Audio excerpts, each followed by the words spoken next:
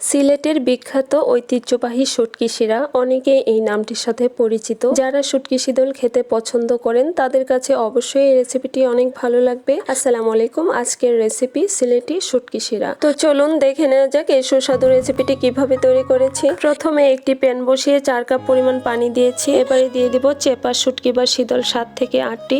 ততক্ষণ পর্যন্ত জাল করব, বলক তুলে জাল করব যতক্ষণ না পর্যন্ত শীতলগুলো গলে গিয়ে কাঁটাগুলো আলাদা হয়ে আসছে। তো আমি 4-5 মিনিটের মতো জাল করে নিয়েছি। তাতেই দেখেন শীতলের কাঁটাগুলো খুব সুন্দরভাবে আলাদা হয়ে গিয়েছে।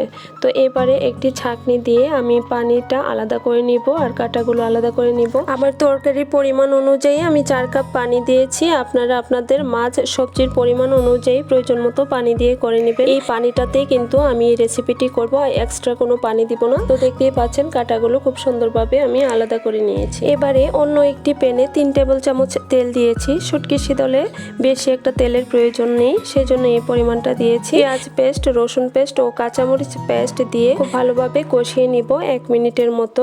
1 মিনিটের মতো কষিয়ে নেওয়ার পরে দিয়ে দিব আমি গুঁড়ো মশলাগুলো।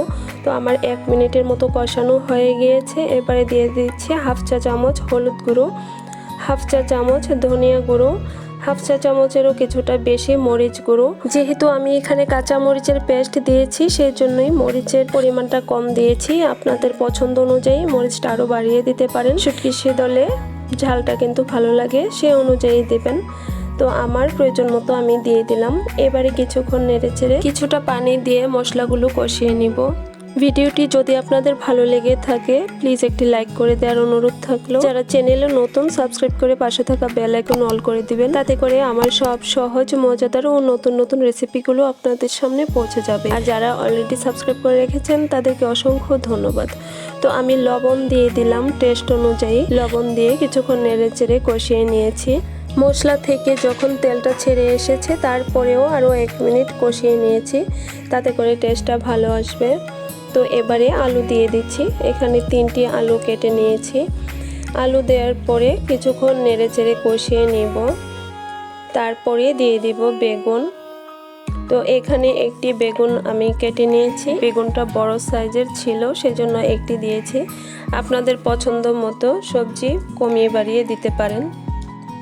তো বেগুনটা দেওয়ার পরেও আরও কিছুক্ষণ নেড়েচেড়ে কষিয়ে নিয়ে তারপর দিয়ে দিব লাউয়ের ডাঁটা।